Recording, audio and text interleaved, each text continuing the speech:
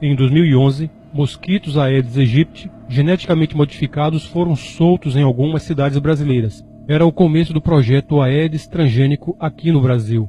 A promessa era que os mosquitos transgênicos machos copulariam com as fêmeas selvagens e as crias morreriam ainda no estágio larval sem chegar à idade adulta. Seria maravilhoso se tudo fosse assim, mas não foi bem isso o que aconteceu.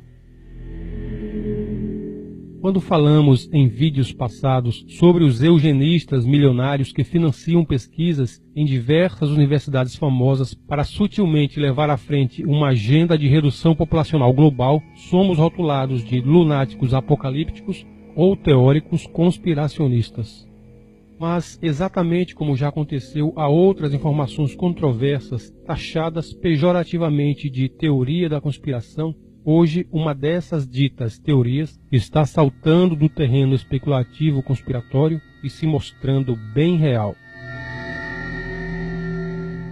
A Fundação Bill e Melinda Gates financiou pesquisas e estudos para a mutação do mosquito Aedes aegypti na Universidade de Oxford, na Inglaterra, o mesmo inseto transgênico que começou a ser liberado no Brasil em 2011.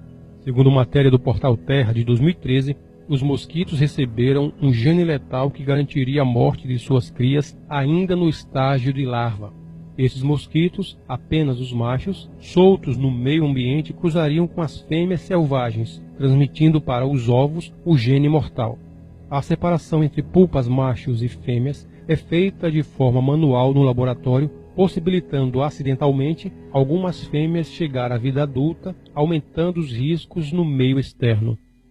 A morte prematura dos insetos, ainda em forma de larva, realmente acontece com 100% de sucesso, mas lá, no limpo e asséptico laboratório. Soltos na cidade, a história é outra.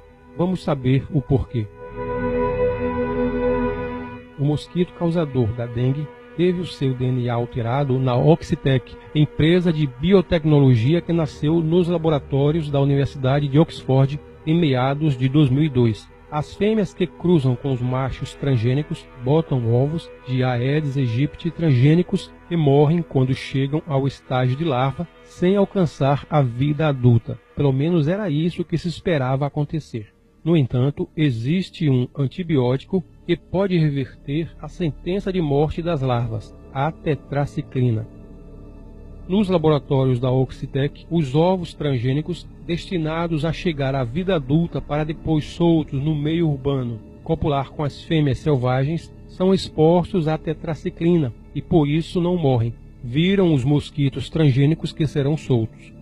Mesmo havendo a possibilidade das larvas modificadas sobreviverem nas cidades, os testes em campo prosseguiram. Ou seja, mesmo que remota, existe a chance dos ovos, entrando em contato com a tetraciclina dispersa no meio ambiente, chegar à vida adulta, mas isto foi ignorado. A partir de 2011, os 18 milhões de mosquitos soltos nas cidades de Jacobina, Minas Gerais, e em Juazeiro, na Bahia, superam em milhões os insetos liberados nas ilhas Caimã e Malásia juntas, segundo números da Moscamed, uma organização social que trabalha em parceria com a Oxitec.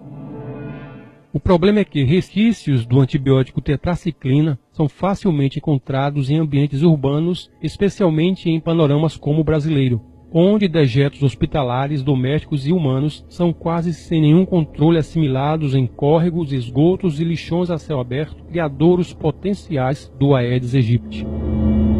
Segundo Ellen Wallace, diretora da ONG britânica GeneWatch, o relatório de avaliação de riscos sobre o experimento com os mosquitos transgênicos não foi disponibilizado ao público brasileiro local antes do início das liberações dos testes. A pedido dos responsáveis pelo programa Aedes transgênico, o processo foi considerado confidencial pela Comissão Técnica Nacional de Biossegurança, CTN-Bio, órgão encarregado de autorizar ou não tais experimentos. O Wallace também reforçou que os ovos transgênicos depositados em áreas onde há vestígios da tetraciclina, uma vez em contato com o antibiótico, podem chegar à fase adulta, já claro, transformados em monstros geneticamente modificados. É muito provável que os ovos do Aedes aegypti, geneticamente modificados, tenham sido expostos à tetraciclina, sobrevivendo à fase larval e ganhando o mundo já como um novo mosquito, de carga genética diferente do Aedes aegypti original. O resultado disso você já sabe. Em vez de neutralizar a potencialidade nociva do mosquito transmissor da dengue, essa mutação genética do inseto trouxe novas doenças para os brasileiros, a zika e a febre chikungunya. O zika vírus, entretanto, com consequências devastadoras para as grávidas, a microcefalia em bebês de mães diagnosticadas com a doença durante a gestação, e os casos não param de aumentar. Mas você pode dizer: mas a intenção dos pesquisadores era boa, eles agiram de boa fé. Era mesmo para anular os efeitos maléficos do mosquito. Será mesmo? Será que não havia interesses escusos por trás dessa fabricação de mosquitos transgênicos? A mesma matéria do Portal Terra diz que, em julho de 2012, depois do sucesso dos testes de campo em Juazeiro, a Oxitec, recentemente comprada pela Intrescom, protocolou a solicitação de licença comercial na Comissão Técnica Nacional de Biossegurança. Desde o final de 2012, a empresa britânica possui CNPJ aqui no Brasil e mantém um funcionário em São Paulo. Mais recentemente, com os resultados promissores dos experimentos em Juazeiro, alugou um galpão em Campinas e está construindo o que será sua sede brasileira. O país representa hoje seu mais provável e iminente mercado, o que faz com que o diretor global de desenvolvimento de negócios da empresa, Glenn Slade, viva hoje numa ponte aérea entre Oxford e São Paulo. Ou seja, tal como aconteceu com as sementes transgênicas na agricultura, os mosquitos geneticamente modificados serão comercializados para países, estados e municípios que desejarem controlar as populações do inseto. Haverá um comércio de mosquitos transgênicos.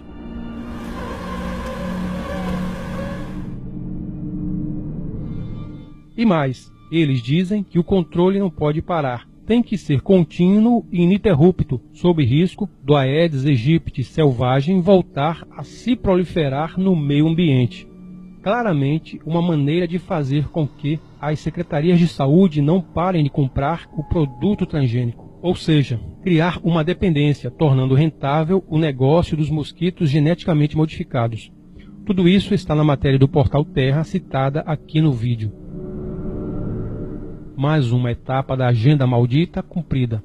Mais 2 novas doenças para nos matar e causar anomalias em nossos bebês. Pesquisas já comprovam que o Zika vírus pode ser transmitido não apenas pela picada do mosquito, mas agora também por meio da relação sexual, do leite materno e pelo contato com o sangue contaminado. A mídia corporativista fala da microcefalia sim, mas de uma maneira mascarada, sem delatar a verdadeira gênese do surto aqui no Brasil. Ela fala da relação da microcefalia com a Zika, já comprovada, mas nenhum comentário sobre a possível ligação da Zika e microcefalia com a Aedes aegypti transgênico. Chegou ao ponto de dizer que a doença veio para o Brasil através de imigrantes haitianos nos últimos anos e devido aos muitos turistas que estiveram aqui durante a Copa do Mundo de 2014. Não lembro de nenhum surto de Zika depois da Copa do Mundo da África do Sul em 2010. Se você prestar atenção, depois que os casos de microcefalia começaram a crescer, curiosamente, os meios de comunicação não falam em combater o Aedes aegypti usando o mosquito transgênico para este combate, mas recomendam os métodos tradicionais de prevenção já conhecidos, como não deixar água parada em garrafas. Se for verdade que o Zika vírus foi descoberto em 1947 na África, fato é que uma relação forte entre os casos crescentes de microcefalia e Zika só está ocorrendo aqui no Brasil e, coincidência ou não, as primeiras ocorrências da malformação congênita nos bebês surgiram 3 anos depois da soltura dos mosquitos transgênicos nas cidades, o que nos leva a acreditar que algo pode ter dado errado na alteração genética do mosquito, potencializando sua nocividade. Na matéria em questão do Portal Terra, existem outras evidências dos perigos da liberação dos mosquitos transgênicos aqui no Brasil e suas possíveis consequências. O Show da Vida, em matéria do domingo 29 de novembro de 2015, enrolou, floreou, embromou, mas não apontou nenhuma relação entre as duas doenças com os mosquitos geneticamente modificados. Mais um indício de que a mídia globalista, com seus âncoras sérios, com cara de gente boa e muito bem pagos para desinformar, só noticia aquilo que você precisa saber. Tudo muito bem editado e numa atmosfera de máxima credibilidade para que você não enxergue a verdade e aceite a informação sem questionar. Mas agora você já sabe, o oculto está revelado.